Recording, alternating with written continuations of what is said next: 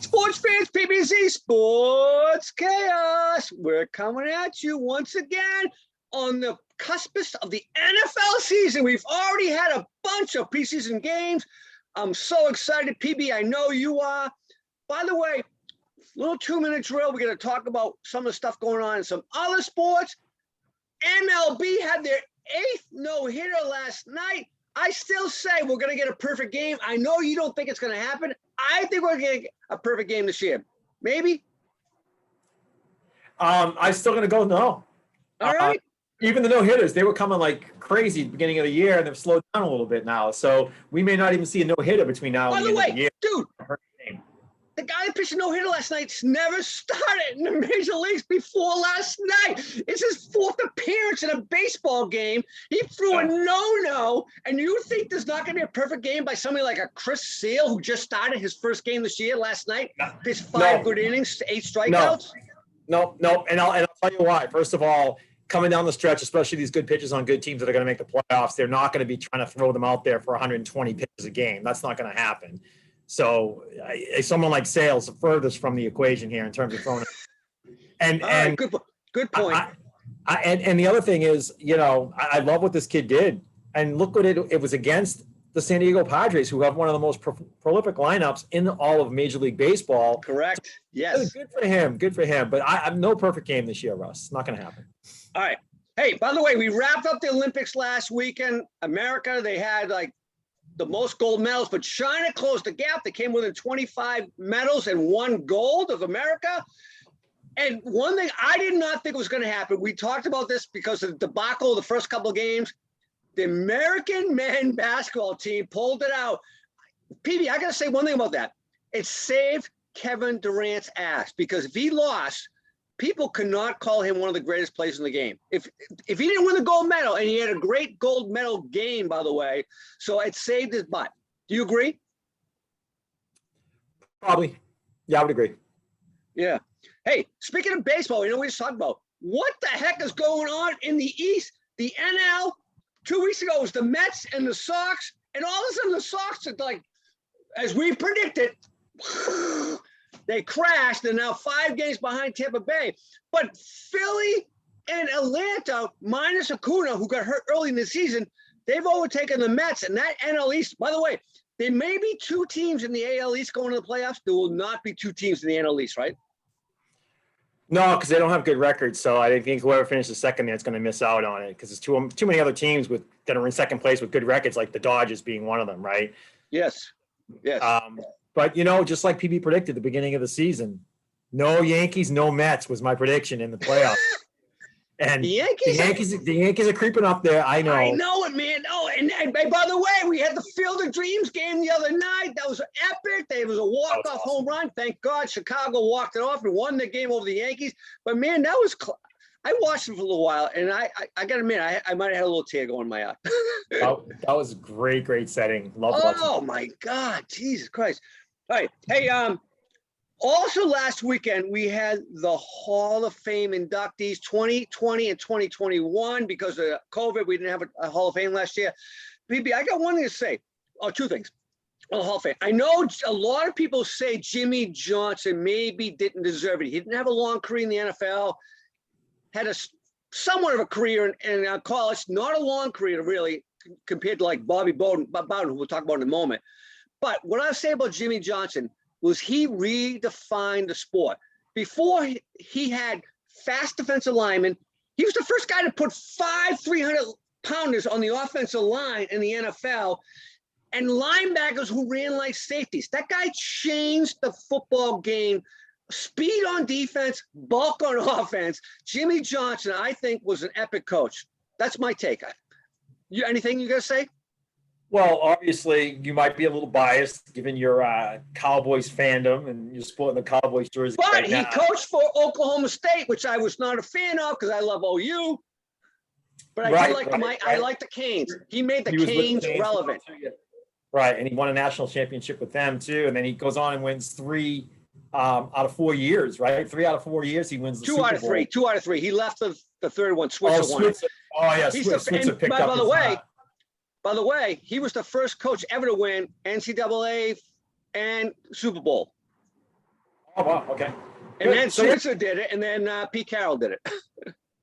yeah. So, yeah, I would say, you could make an argument that he, changed the game with some of those, tactical moves there with offensive lines and your linebackers and so forth. But, you could also make a case, maybe even a greater case about Bill Belichick's changing of the game, because the NFL makes new rules based on his strategy, right?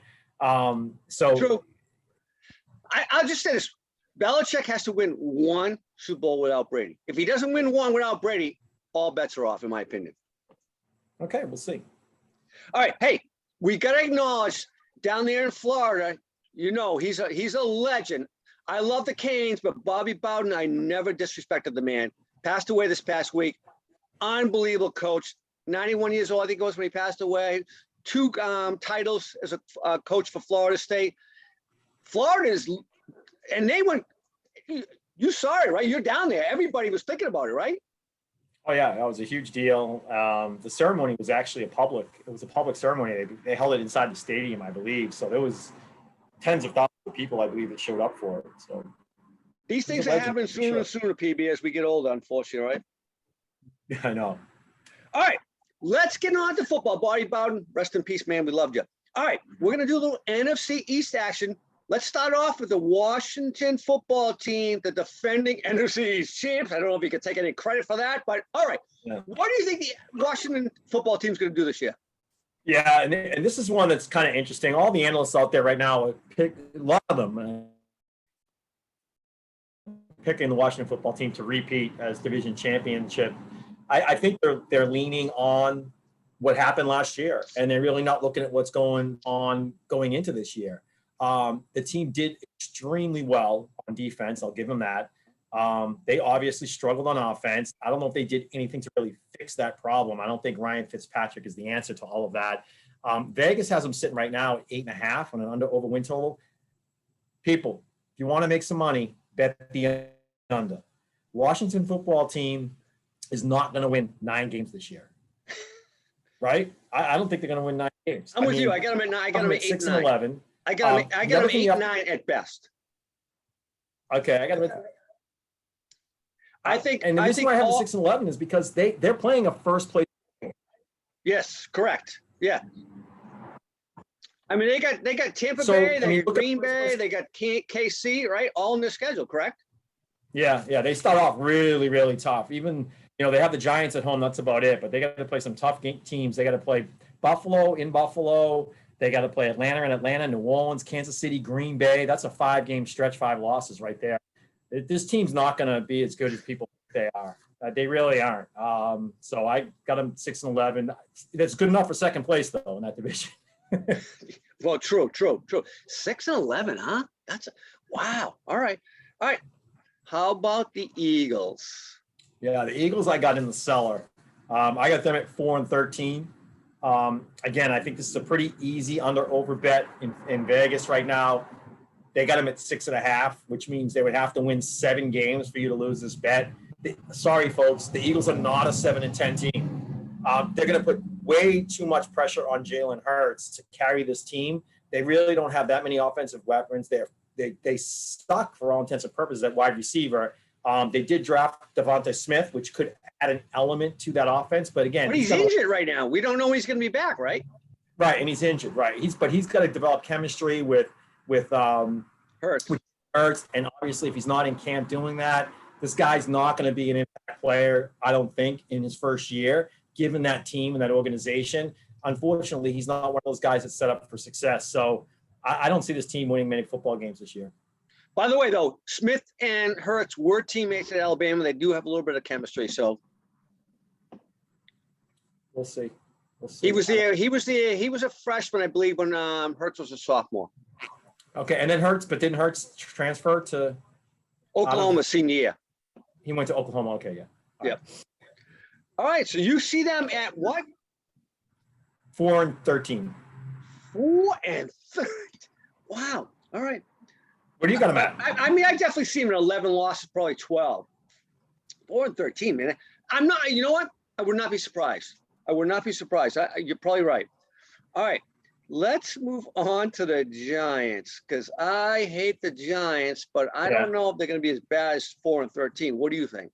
Yeah, I got them smashed right in between the Washington football team at 6-11, Philly Eagles at 4-13. I got this team at 5-12, finishing in third place, one game ahead of Philly, one game behind Washington.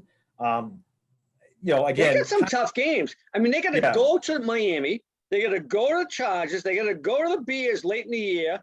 And obviously, they got the Saints, KC, Tampa Bay, right? So Saints, Dallas. Yeah, I mean, they got a tough schedule. And Barkley's a big question mark. Is he going to bounce back? Everyone's talking about him as comeback player of the year. Daniel Jones is still maturing in that quarterback position. I do like their 20th overall pick, Kadarius Toney, the wide receiver out of Florida. He could add a dynamic element to that offense with guys like, Sterling Shepard. But, this team's just not really in a position to I don't think they can challenge for the division. Well, I shouldn't say that. As weak as this division is, they may end up challenging for the division, but this is not a, playoff caliber type team in my mind.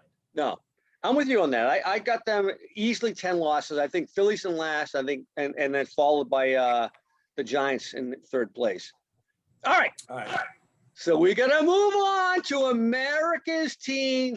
And you may be more optimistic than I am, so I'm going to let you go first. Yeah, I mean, Vegas has them at 9, which is probably the number. I got them a win over that. I got them at 10-7, which I think is respectable, which given that the next best team in that division would be the Washington football team at 6-11, Dallas should run away with this division. Obviously, I'm counting on Dak Prescott and his ability to recover from whatever he's got going on with his shoulder. Right. I'm watching him in camp. I know he's playing in camp. He's not actually throwing the ball, but he's going through all of the snaps and the motions and the looks and everything he needs to do mentally to be prepared for the games. Physically, he's not, but mentally, he certainly is, which I think is important. Despite this team's pretty challenging schedule, especially opening up at Tampa, at the Chargers, those are tough games. They got to go to New England and Minnesota. They got to go to Kansas City and KC, yes. Yeah, they do have a little bit of a rough ride there, but they are playing, a second or third place schedule too. So I think in the end they should be okay. And the other thing was where they struggled last year was their defense. They did draft Micah Parsons, number 12 overall out of Penn State for the linebacker position. And then they went on to pick out of their first 4 rounds, they had 6 picks, and every single one of those picks was a defensive player. So they are looking to shore up that defense a little bit. And then you got to look at the people coming back from injury, that offensive line. Zeke Elliott, is he going to have he's another guy people are talking about having a comeback year. If he's ready and he's in shape, the same he is, and added into that Dak Prescott, CeeDee Lamb in his sophomore year should be a stellar receiver. He could be a top 5 wide receiver in the NFL. This team has all the components to really, have a prolific offense. Defense is still a question, but they should be able to win games just on their offense alone. 10-7. I'm with you on everything you just said, but to me, the biggest X factor, I don't think the offensive line is going to be healthy. Tyron Smith has not completed a season in over 4 years. The guy's an all-pro. I don't know how he's an all-pro every year when he doesn't complete a season, but he hasn't completed a season in 4 years. The guy, Zach Martin, finally got hurt last year. They lost their starting center. He retired. I'm very concerned. If the offensive line doesn't hold up, they're screwed. That's all I got to say. Defense, I'm with you. I think the defense is going to be better. They got players. Micah Parsons will be a player. They got the kid, Leighton Vander Esch. He's a player. Jalen Smith's supposed to be a player. I haven't seen it in 3 years from him. I don't know. They got the defensive end there, the big stud Lawrence. They should be better on defense, but offensive line is the question mark. And I don't know if that offensive line is going to hold up for now 17 games. They can't even make 16. How are they going to make 17, for Christ's sake? Right. So I'm a little nervous. And if Zeke's not running the ball, that's going to obviously shut down the passing game too. Takes away from what CeeDee Lamb's capable of doing.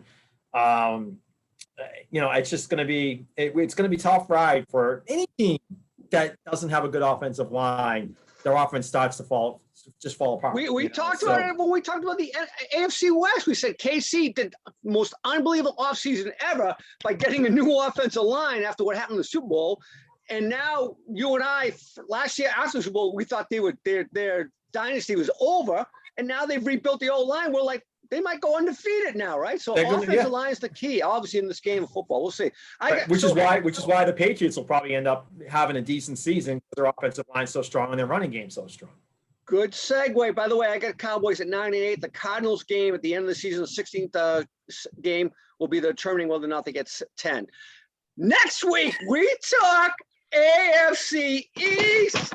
Do the Pats bounce back? Does Belichick, your greatest coach ever, resume his legacy? I think he's still going to prove something. We'll see what happens. We're going to talk AFC East.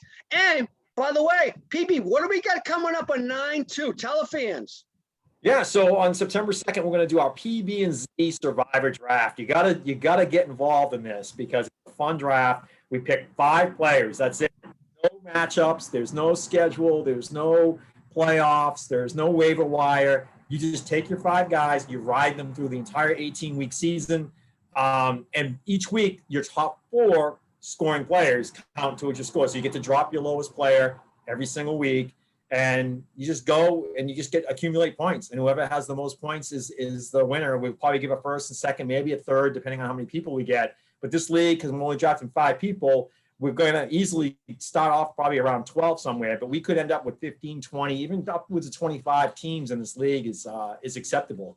So hit us up on Facebook. You know where it is, fans. If you want to be in it, 5 players, Survivor Fantasy. You don't have to change your lineups every week. You just put your 5 names in on 9-2, and you run the table. We'll see what happens. I, for one, had the #1 pick, Christian McCaffrey, last year, and you know what? He got blown up in week 3. So we'll see what happens. Right, as did Saquon. But yes. Hey, it is a live draft though, so it'll be a Zoom call, and there's no apps or anything like that. It's just a live draft. We use NFL.com for the stats, and we just send out a spreadsheet every week. So it's a little bit old school in that regard, but it's still super fun. So love it. All right. Next week, AFC East. We'll talk to you then. PB signing off, brother.